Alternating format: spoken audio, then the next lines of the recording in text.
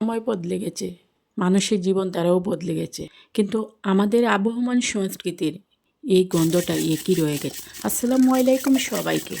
আজকে অনেক কাজ, তাই একদম আরামদায়ক একটা ড্রেস বেছে নিলাম। সবার আগে নিজের স্বস্তিটার দরকার।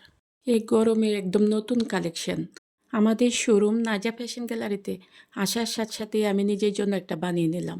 চললাম আবারও সেই ছোট্টবেলার উঠানে, যেখানে আমার অনেক গল্প পড়ে আছে। শত ব্যস্ততার মাঝেও আমি চেষ্টা করি আমার শেকড়টাকে ধরে রাখতে। ছোট ছোট কাজগুলোর মাঝে আমি আমার নিজের তৃপ্তি খুঁজে পাই। এগুলো শুধু কাজ নয়, এগুলো আমার শৈশব, আমার স্মৃতি। এগুলো আমি এখনও আগলে রাখি এর মতো করে নিজের জন্য।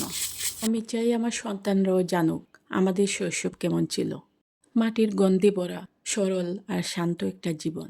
যতই এগিয়ে যাক, আমার একটা অংশ এই গ্রামেই রয়ে যাবে।